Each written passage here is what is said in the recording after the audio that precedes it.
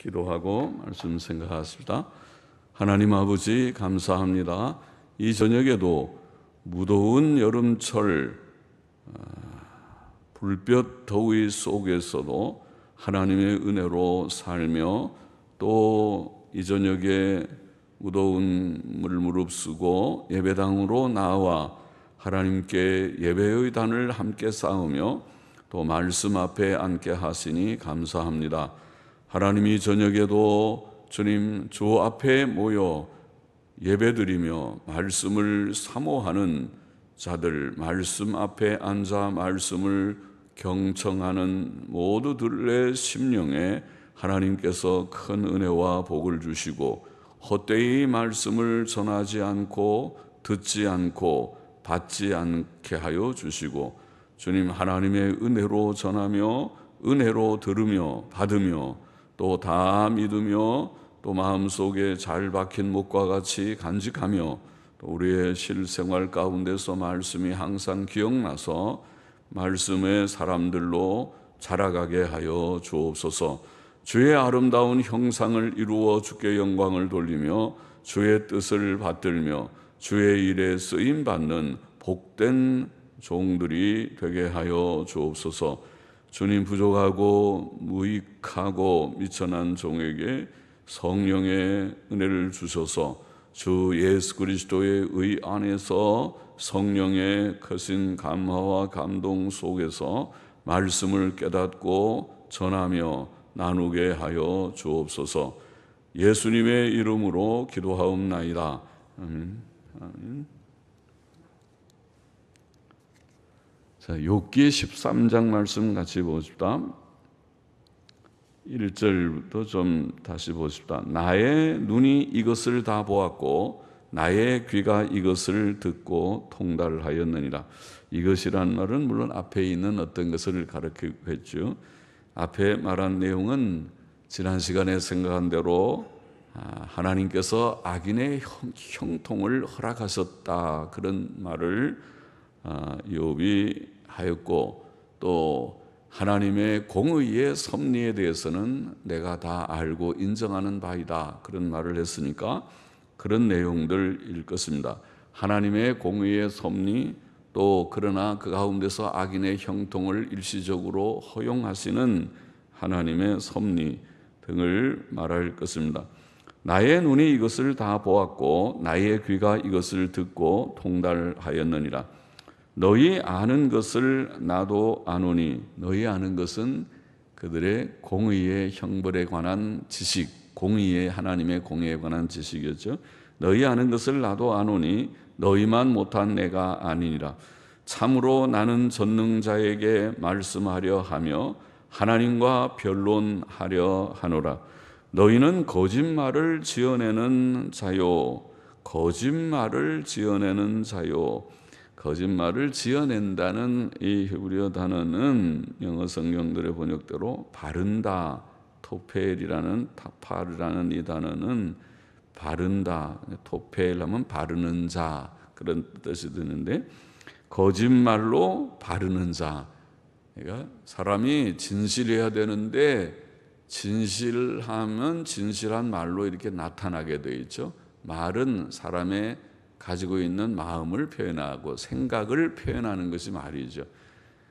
예수님 말씀대로 선한 사람은 쌓은 선에서 선한 말이 나오고 악한 사람은 그 쌓은 악에서 악한 말이 나온다.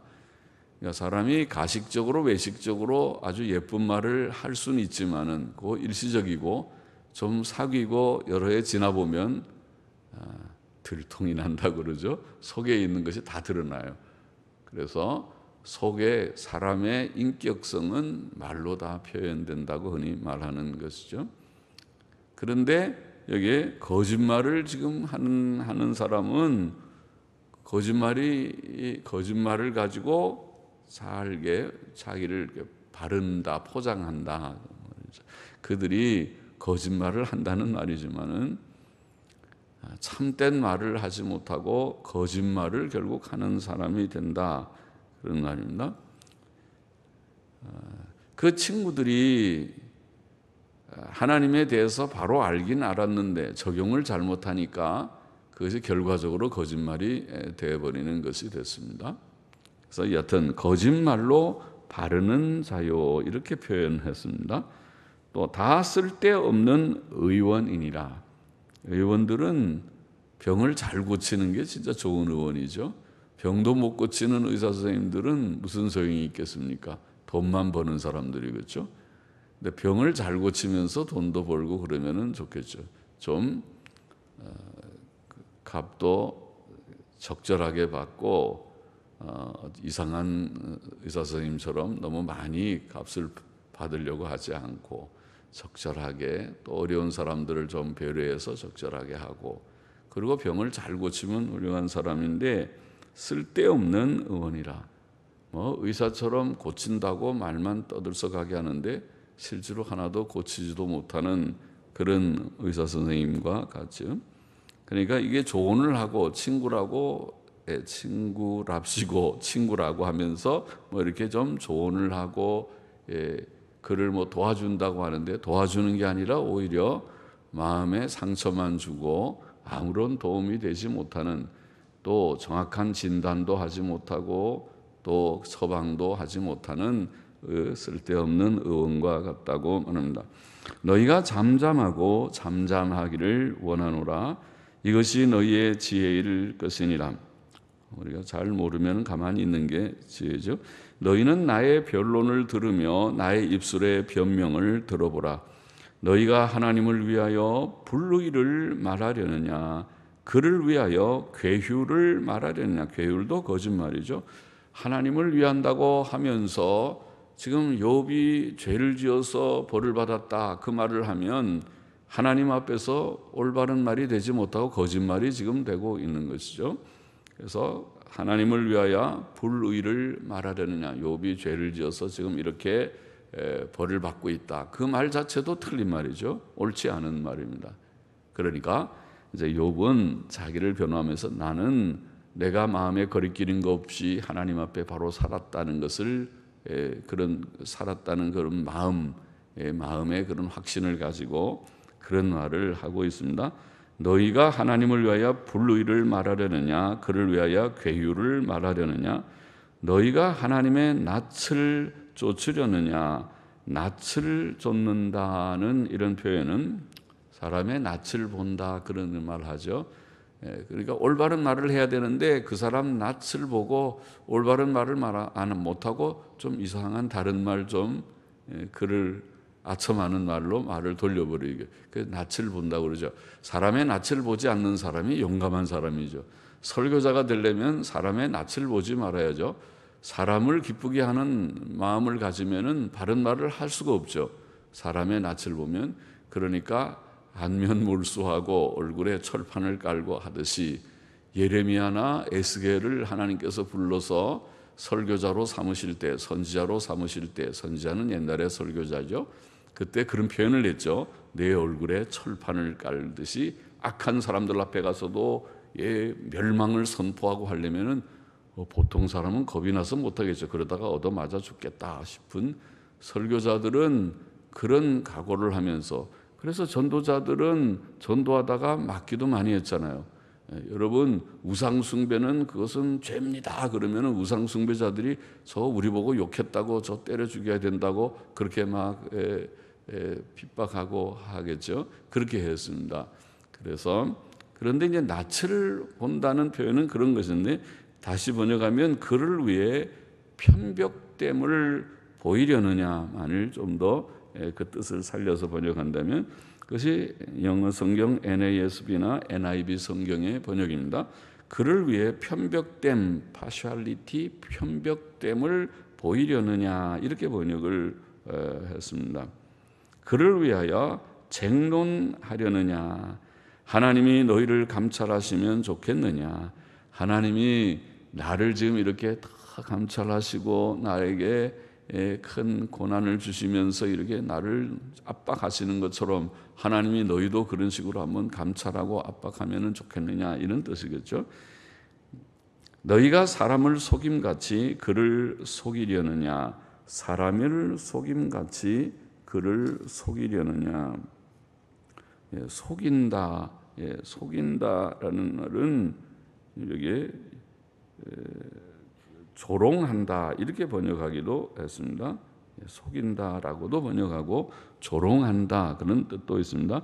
그래서 하나님을 사람을 조롱함 같이 하나님을 조롱하려느냐, 혹은 사람을 속임 같이 그를 속이려느냐 그렇게 번역하고 있고, 만일 가만히 낯을 쫓을지인데 또 나왔습니다. 낯을 쫓는다. 그러니까 가만히 편벽됨을 보일진데, 편벽됨 더 쉬운 말이 있나요? 편벽됨을 보일진데, 우리가 올바른 말을 해야 되는데 누구 한쪽에 편들고 어느 한쪽에 생각이 기울어져서 그 사람을 무조건 잘못했어도 두둔하고, 또 어떤 사람은 잘했는데도 또 잘못했다고 보고, 이게 편벽된 것이죠. 공평하지 않은 것이죠. 공평이라는 것은 옳고 그른 것을 분명하게 사리 판단을 해야지 중립은 사실 없습니다. 중립이라는 것은 옳고 그른 것을 잘 모를 때는 아직 중립이지만, 옳고 그른 것을 분명히 알면 선택을 해야 되죠. 내가 옳은 편에 쓸 것인가 그른 편에 쓸 것인가, 그렇게 해야 되는 것이지, 옳은 것도 아니고 그런 것도 아니라는 말은 그것이 좋은 것이 아니라 그것은 잘못된 것이죠. 그 사람은 옳고 그름에 대한 분별력이 없는 사람일 것이죠. 그러는데, 그래서 편벽되지 않고 사실은 해야 되는데, 너희가 가만히 낯을 쫓는다는 말은 편벽됨을 보일진데 그가 정녕 너희를 책망하시리니 그 존귀가 너희를 두렵게 하지 않겠으며, 어미하신 하나님, 존귀하신 하나님 앞에 설 때에 그가 너희를 두렵게 하지 않겠으며 그 위험이 너희에게 임하지 않겠느냐. 너희 격언은 재 같은 속담이요. 결국 친구들의 조언이라고 하는 그런 조언, 격언이라고 얘기해 표현했는데, 친구들의 조언은 친구들의 그 조언은 재 같은 속담이라. 재는 뭐 거의 유익이 없지 않습니까? 재는 다 헛된 것이죠. 그러니까 아무짝에도 쓸모없는 것이 재잖아요. 뭐 어떤 거를 다 불태워서 남는 것이 남는 찌기가 재점이 아닙니까? 재 아닙니까? 그러니까 재 같은 그런 속담이라는 것은 정말 아무 가치가 없는 그런 속담이라는 뜻으로, 그렇죠? 너희 격언은 재 같은 속담이요 너희의 방어하는 것은 토성이니라. 자, 우리가 방어하기 위해서 성벽을 구축하거나 성을 건설하게 되면 튼튼하게 세워야지. 토성은 뭐예요? 흙으로 짓는 건데, 뭐 흙도 조금은 있지만은 이런 돌보다는 못하죠. 돌은 아무리 큰 공성퇴라고 하는 큰 나무를 가지고 꽝꽝 치면 이런 돌로 튼튼하게 만든 것은 꿈쩍도 하지 않겠죠. 그러나 흙으로 지은 것은 몇 번 세게 치면은 무너지기 시작하겠죠. 그러니까 토성은 튼튼하지 못한 것이죠. 그래서 너희 격언은 재 같은 속담이요 너희의 방어하는 것은 토성이니라. 그렇게 말을 했습니다. 자, 우리는 하나님의 진리를 바르게 이해하고 파악하는 것도 중요하지만은, 그래서 공의의 하나님, 공의의 징벌, 그런 것도 밝히 깨닫는 것이 중요하지만은, 그러나 그 하나님의 진리를 바르게 적용하는 것은 또한 중요합니다. 적용도 잘해야 되죠. 하나님의 진리를 아무에게나 아무렇게나 적용할 수는 없습니다. 그러니까 지금 욥의 경우, 욥이 당하는 고난은 공의의 형벌이라고 하는 그 진리를 가지고 적용을 해갖고는 잘 맞지 않는다는 것이 지금 욥기의 진리입니다. 욥이 당하는 고난은 다른 이유 때문에 당하는 고난이라고 말하고 있습니다. 그래서 욥기는 우리가 고난에 대해서 우리에게 가르쳐주고 있는데, 우리가 당하는 고난은 두 종류의 고난이 있다는 것을 가르쳐주고 있다고 설명드렸죠.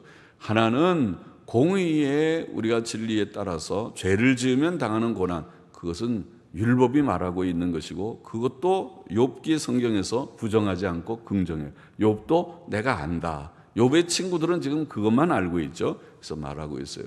그러나 욥기는 우리에게 말하기를 그렇지 않는 의인의 고난이 있다. 우리가 역사상 보면은 하나님의 신실한 자들, 하나님 앞에 충성된 자들도 많은 고난을 받았습니다. 그 고난의 절정이 순교자들이죠. 그리고 진짜 절정은 의인 예수 그리스도의 고난입니다. 예수님이 십자가에 죽으신 걸 보면 사람들은, 공의의 원리만 아는 사람들은 저 예수가 천벌을 받았구만, 하나님 앞에 저주를 받았구만, 그렇지 않으면 어떻게 십자가에 달려서 저렇게 참혹하게 죽는다, 그렇게 보겠죠. 그 공의의 진리만 알면은 그렇게밖에 해석할 수가 없을 것입니다. 그러나 욥기가 증거하고 있는 다른 또 하나의 고난의 이유를 분명히 안다면, 하나님의 깊으신 뜻, 높으신 뜻 가운데서 당하는 고난이 있다, 그것을 안다면은 성도의 고난, 또 의인의 고난, 또 예수 그리스도의 고난의 의미를 우리가 바르게 잘 이해할 수 있겠죠. 성도에게는 그런 두 가지 고난도, 두 가지 종류의 고난이 온다는 것입니다. 죄 지으면 물론 고난이 올 것입니다. 와야 할 것입니다. 죄 짓는데도 고난이 안 온다면은 그것은 사생아일 것이라 히브리서 12장에 그랬어요. 너희에게 고난이 없으면 그것은 사생아다. 사생아가 뭡니까? 그것은 자기 아들이 아니니까 부모가 매를 안 때립니다. 내버려 둡니다. 예. 남의 아이를 그렇게 애가 타서 야단 안 칩니다. 그러나 자기가 낳은 아들은 바로 되라고, 내가 낳은 아들은 훌륭하고 반듯한 사람들, 모든 사람들이 손가락질하지 않고 인정하는, 저 아무개 아들이야, 아무개 집 딸이야, 이렇게 하면서 오히려 그것이 부모에게 영광이 되고 기쁨이 되게끔, 그렇게 되려면 어떻게 해요? 어릴 때 엄하게 키워야 그렇게 되죠. 그래서 옛날 사람들이 엄하게 키운 것입니다. 그래야지, 그렇지 않고 마구 키워놨다면 나중에 그 욕이 부모에게로 다 돌아옵니다. 전 네 집 자식이야. 아이고, 그 아무개 집의 아들, 아무개 집 딸이라니. 그러니까 아이고 쩌쩌쩌, 그러고 다 그 부모를 욕하게 되니까.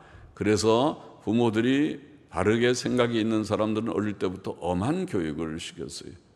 그래서 그들이 잘 인격 훈련이 되고 도덕 훈련이 돼서 반듯한 인격자, 반듯한 도덕성을 가진 자들이 돼서 저 사람 참 훌륭해, 어디 나와도 법 없이 살 수 있어, 공의감이 분명해, 착한 사람이야, 아주 정직한 사람일세, 경건한 사람일세. 우리 기도 신앙 안에서 보면 경건한 사람일세, 그게 첫째죠. 저 사람은 경건한 사람이야. 예. 성경 읽고 기도하는 거 보게, 예. 성수주의를 하는 거 보게, 예배 드리는 저 태도를 보게, 아이고 참 바로 잘 키웠어, 그렇게 칭찬받고 인정받는 사람이 되어야 하겠죠. 그는 자, 우리가 진리를 잘 이해할 뿐만 아니라 그 진리를 잘 적용해야 된다는 것을 보이고 있습니다. 지금 욥의 친구들은 그것을 잘 적용하지 못했습니다. 고난에 대한 이유를 바로 알지 못하고 공의감이라고 하는 공의의 진리만 가지고 욥에게 적용해서 그렇게 했습니다. 그러나 그렇지 않은 고난에 대한 다른 이유가 있다는 것을 잘 알지 못했습니다. 우리가 아무리 바른 말, 좋은 말이라도 잘못 적용하면은, 또 그것을 계속 잘못 적용하면은 그런 거짓말로 바르는 사람, 곧 거짓말하는 사람이 된다는 것이죠. 요게 그 문제는 거기에 적용할 문제가 아니야. 그런데 지금 거기에 자꾸 적용하고 있으니까, 그러면 당신 결국 거짓말하는 일이 돼. 거기에 맞는 것이 아닌데 왜 거기다 적용하는가, 그 말이죠. 쓸데없는 의원과 같이 되는 것이다.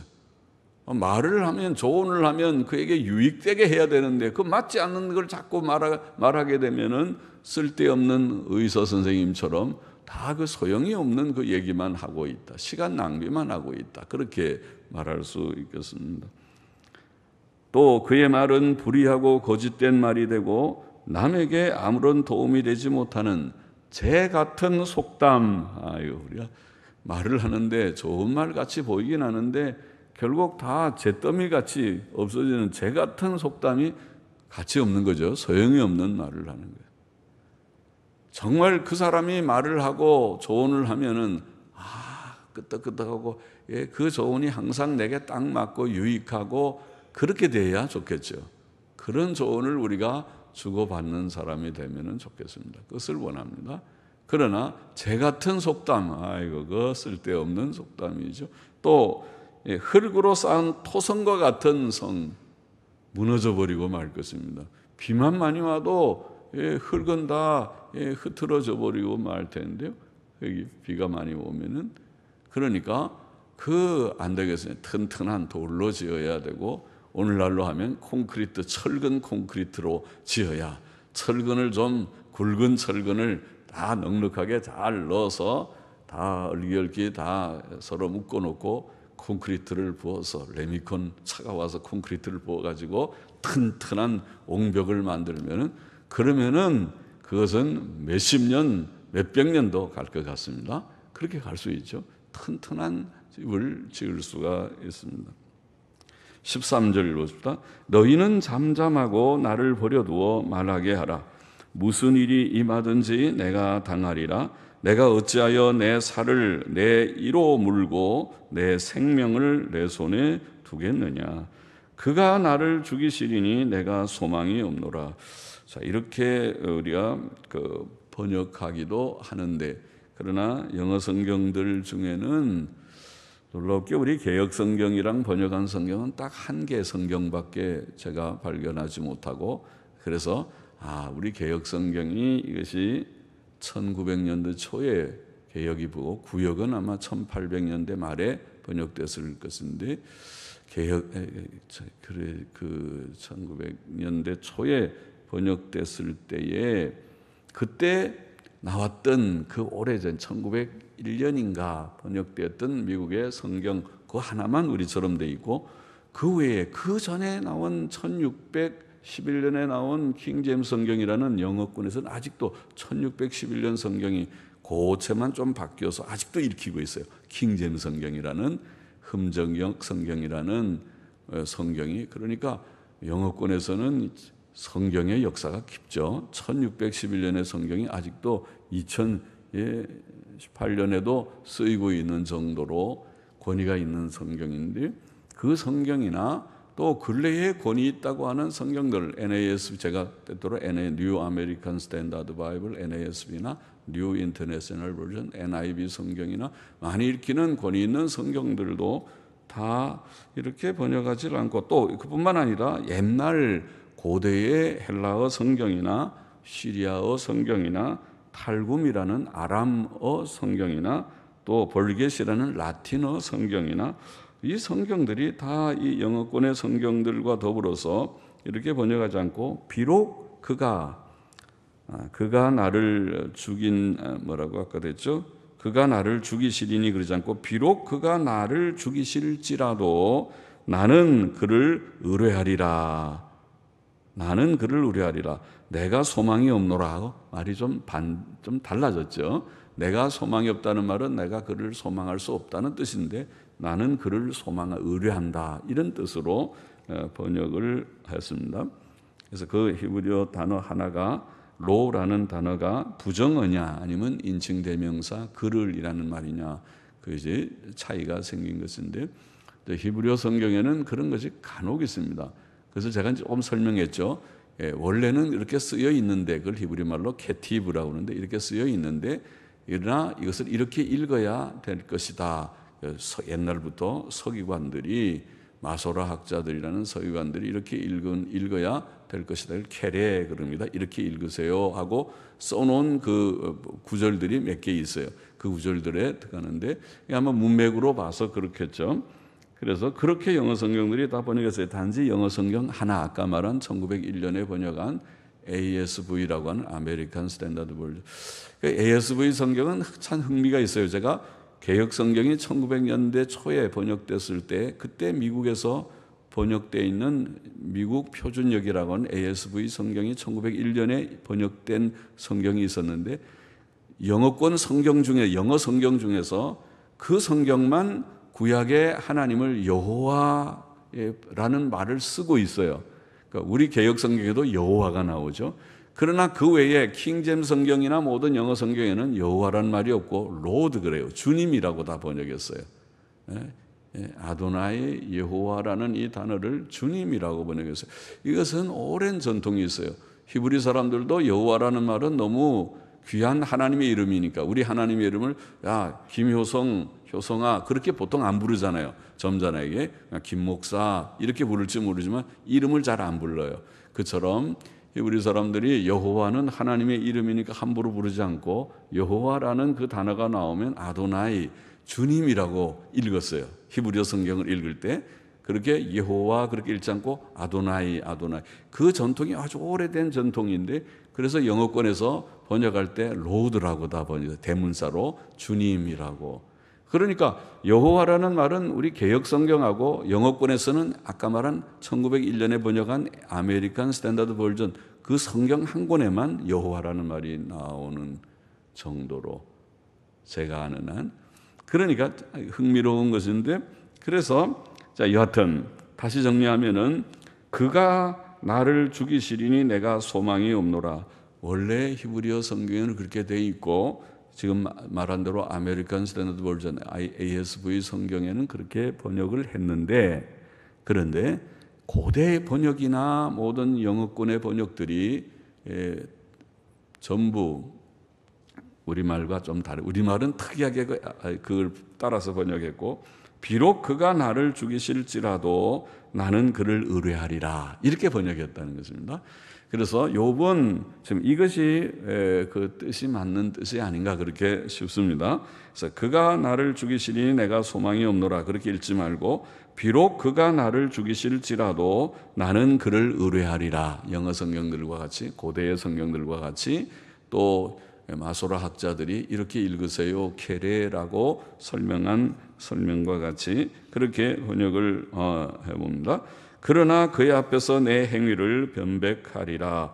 사곡한 자는 변백이란 말은 변호한다는 말이고 사곡한 자는 불경건한 자라는 말인데 그의 앞에 이르지 못하나니 이것이 나의 구원이 되리라 혹은 그는 나의 구원이 되시리라. 옛날 영어 성경은 그렇게 번역했습니다. 너희는 들으라 내 말을 들으라 나의 설명을 너희 귀에 담을지니라. 보라 내가 내 사정을 진술하였거니와 내가 스스로 의로운 줄 아노라 혹은 내가 의롭다 함을 얻을 줄 아노라. 영어 성경들은 보통 그렇게 번역했습니다. 내가 의롭다 함을 얻을 줄 아노라. 나와 변론할 자가 누구이랴. 그러면 내가 잠잠하고 기운이 끊어지리라. 자, 욥은 친구들의 지적과 책망에 대하여서 자신이 의롭다고 여기서도 주장하고 있습니다. 18절에 보라 내가 내 사정을 진술하였거니와 내가 의롭다 함을 얻을 줄 아노라. 그는 앞에서도 자신의 결백을 주장하였었습니다. 욥기 9장 21절 우리가 다시 보면은 나는 순전하다마는 그렇게 말했고 욥기 10장 7절에서는 주께서는 내가 악하지 않은 줄을 아시나이다. 또 12장 4절에서도 그는 자신을 의롭고 순전한 자라고 표현하였습니다. 욥은 또 하나님께서 자신을 죽이실지라도 자신은 하나님을 의뢰하겠다고 15절에 방금 우리가 고쳐 번역한 대로 그렇게 말을 했습니다. 또 욥은 자신의 구원을 기대합니다. 16절에 불경건한 자는 그의 앞에 이르지 못하나니 이것이 나의 구원이 혹은 그는 나의 구원이 되시리라. 그는 자신이 불경건한 자가 아니며 하나님께서 그의 구원이 되시리라고 굳게 믿고 있습니다. 20절 보십시다. 오직 내게 이 두 가지 일을 행하지 마옵소서. 그리하시면 내가 주의 얼굴을 피하여 숨지 아니하오리니 곧 주의 손을 내게 대지 마옵시며 주의 위엄으로 나를 두렵게 마옵실 것이니이다. 그리하시고 주는 나를 부르소서. 내가 대답하리이다. 혹 나로 말씀하게 하옵시고 주는 내게 대답하옵소서. 나의 불법과 죄가 얼마나 많으니까 나의 허물과 죄를 내게 알게 하옵소서. 주께서 어찌하여 얼굴을 가리우시고 나를 주의 대적으로 여기시나이까. 주께서 어찌하여 날리는 낙엽을 놀래시며 마른 검불을 따르시나이까? 주께서 나를 대적하사 괴로운 일들을 기록하시며 나로 나의 어렸을 때에 지은 죄를 받게 하시오며 내 발을 착고에 채우시며 나의 모든 길을 살피사 내 발자취를 한정하시나이다. 나는 썩은 물건의 후패함 같으며 좀먹은 의복 같으니이다. 자, 욥은 모든 일을 하나님께서 행하심을 알고 그가 그의 손을 자기에게 대어 죽게 하지 마시고 그의 위험으로 자기를 두렵게 하지 마시기를 간구하면서 자기에게 주신 고난의 이유를 알기를 원합니다. 욥은 자신의 죄 문제를 생각합니다. 그는 나의 불법과 죄가 얼마나 많으니까 나의 허물과 죄를 내게 알게 하옵소서라고 말하며 또 주께서 나를 대적하사 괴로운 일들을 기록하시며 나로 나의 어렸을 때에 지은 죄를 받게 하시오며 라고 말합니다. 욥은 또한 자신의 비천함을 고백합니다. 그는 자신을 날리는 낙엽이 날아가는 낙엽이 다 가을에 떨어져서 날아가는 낙엽이죠. 좀 불쌍하죠. 저렇게 파릇파릇하게 붙어있던 그 나뭇잎이 떨어져서 저렇게 이제는 다 시들어서 부스러지는구나. 쓸쓸하죠. 날리는 낙엽과 같은 자신을 그렇게 표현하고 있습니다. 마른 검불이라고 표현하고 날리는 낙엽과 마른 검불과 같다고 표현하고 자신이 썩는 물건의 후패함과 같고 좀먹은 의복 같다고. 좀이 먹어서 의복이 좀이 먹으면 못 쓰잖아요. 이게 좀이 먹어버려서 이게 못 쓰게 됐네. 망가졌네. 좋은 옷 버렸네. 아무리 좋은 옷도 좀이 먹어서 여기저기 막 군데군데 다 뜯어 먹어버리면은 갖다 버려야지. 그 어떻게 입고 다닐 수가 없겠죠. 누든 옷도 입을 수도 없고 말이지. 사람은 병으로 죽음의 문 앞에 이르렀을 때에 비로소 자신에 대한 바른 가치 평가를 할 수 있을 것입니다. 욥은 지금 고난과 죽음의 그늘진 지금 문 앞에서 지금 이런 자신을 썩는 물건의 후패함과 같고 좀먹은 의복과 같다고 그렇게 표현하고 있습니다. 자, 욥기 13장의 교훈을 좀 정리해 보십시다. 첫째로 제가 처음에 좀 말씀드렸지만은 우리는 성경을 자세히 읽고 기도 중에 묵상함으로써 바르게 해석하는 것도 중요하지만은 성경을 바르게 해석해 보려고 때때로 제가 좀 어려운 불필요하게 보이는 얘기를 해서 그 얘기 괜히 했는가 싶은 여러분의 머리를 복잡하게 만들고 뭐 영어 번역이 어쩌고 옛날 번역이 어떻고 히브리는 어떻고 캐티브는 어떻고 케렌은 어떻고 그거 다 쓸데없는 얘기같이 보이지만은 본문의 뜻이 우리말의 본문이 이런데 조금 지식이 있는 사람은 영어권의 성경이 영어하고 다르네요. 왜 본문이 달라졌어요? 어느 본문이 옳은 거예요? 그런 질문을 혹 하게 될 수 있다면 그런 사람이 한두 명이라도 있으면 거기에 대해서 대답해 주고 싶은 마음도 좀 있어서 그런 것뿐입니다. 바르게 해석하는 거 중요하고 그러나 여기서 오늘 우리가 교훈은 그 바르게 해석된 것을 자신에게나 이웃에게 적절하게 바르게 잘 적용하는 것도 중요합니다. 아무렇게나 적용을 하면은 그것이 거짓말이 될 수가 있어요. 그렇죠? 거짓말로 바르는 것이 된다. 그렇게 표현했어요. 다 쓸데없는 의원과 같이 될 수가 있습니다. 그렇죠? 조언이 아니고 죄 같은 속담이 되어버릴 수가 있습니다. 그렇죠? 그러니까 바르게 깨닫지 못하면 그거는 진리를 잘 모르면은 욥기가 뭐예요? 고난의 이유가 뭐예요? 고난의 이유 몰라요? 고난의 이유는 공의로 벌 받는 것밖에 없겠죠. 그렇게만 아는 사람은 두말할 것도 없지만은 바로 잘 알아서 그것을 적절하게 자신에게 타인에게 잘 적용해야 되겠다. 그런 교훈을 우선 찾을 수 있습니다. 둘째로 우리는 욥처럼 자책할 것이 없는 자가 되어야 하겠습니다. 이것도 귀한 것입니다.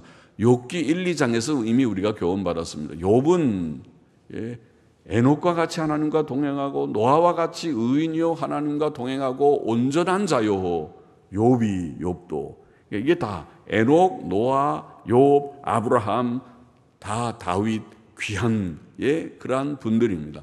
그들에게 부족이 없지 않지만은 그러나 하나님 앞에서 정말 양심의 거리낌이 별로 없는 그러한 욥이 실수가 요만큼도 없는 사람은 아니었겠지만은 그렇죠.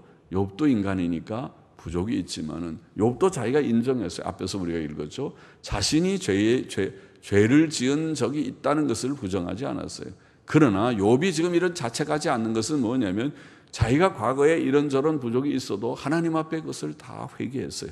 철저하게 버리고 다시는 그런 죄를 반복하지 않기 위해서 버리고 바로 사는, 그래서 여실하게 바른 삶, 순종의 삶을 살았기 때문에 생기는 마음의 담력과 자책감이 없는 그런 마음인 것입니다. 그것을 우리가 배워야 되고 우리가 본받아야 하는 것입니다. 자책감이 없는 삶, 자신의 부족과 연약이 있으면 철저하게 회개하고 옛날에는 하나님의 긍휼과 제사로 상징된 중보자의 의입니다.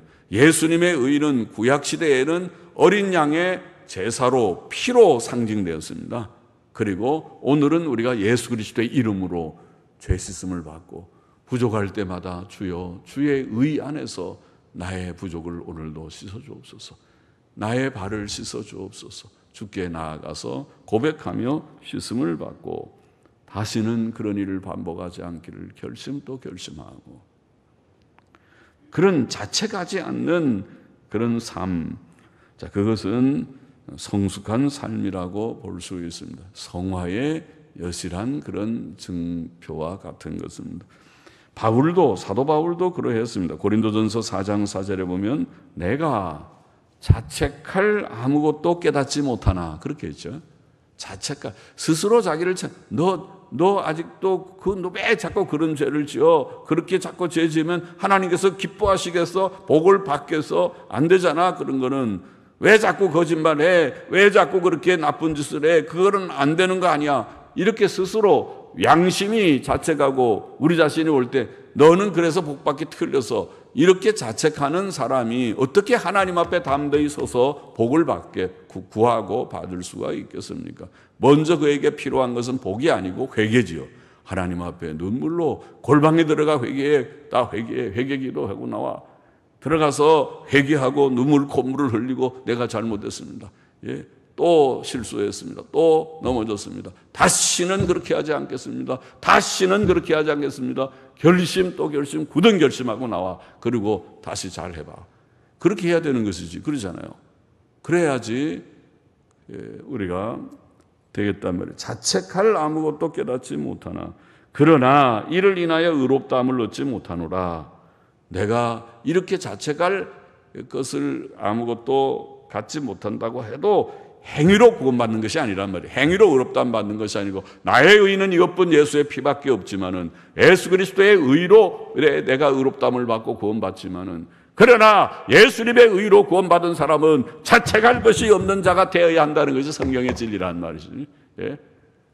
그래서 자기가 자기를 벌써 지적할 정도가 되면은 고칠 것이 많아요.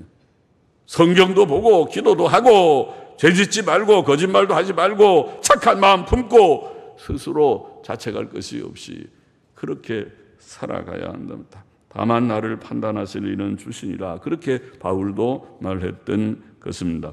셋째로 우리는 범사에 하나님을 인정하고 고난 중에 자신을 성찰하고 지금 욥은 고난 중에 자신의 비천함, 내가 참 부족한 것이 많았던 나고 지금 내가 죽음 앞에 서 보니까 나는 정말 뭐라고 표현했습니까? 마른 검불과 같고 썩는 물건의 후패함과 같고 또 좀 먹은 의복과 같고 날리는 낙엽과 같고 이런 표현을 했습니다. 자기를 크게 여기지 않고 자신이 비천한 존재라는 것을 철저히 깨닫고 모든 것을 하나님만 바라보며 의지하는, 하나님께 우리의 모든 일을 의탁하고 오래 참고 하나님 중심으로 그게 승리하는 것입니다. 고난은 좀 있지만은 욥의 승리는 결국 그가 이런 고난 가운데서 신음하지만은 하나님을 앙망하고 의지하잖아요. 하나님이 나를 죽이실지라도 나는 하나님을 소망하며 의뢰합니다. 고백을 하고 있습니다. 하나님 중심으로 나아가면 승리할 것입니다. 고난이 있어도 오늘도 성경 펼쳐서 읽고 또 엎드려 진지하게 기도하고 그리고 인내하면서 주께 의탁하고 혹 그 고난이 나의 부족에 대한 하나님의 징책이라 하더라도 곧 거두어 주실 것이고 또 하나님께서 이런저런 단련을 위하여 주신 고난들은 곧 거두어 주실 것을 믿고 다시 일어납니다. 7전 8일 7번 꽝 넘어져도 8번째 뻗떡 일어나는 그거는 7번 8번만 일어난다는 뜻이 아니라 7번이나 넘어져도 여러 번 넘어져도 다시 뻗떡 일어나서 주님 앞에 기도하고 새 힘을 얻고 다시 오뚜기처럼 승리의 길을 걷는다는 것입니다. 그것이 신자의 길이고 고난받는 성도의 승리하는 모습입니다.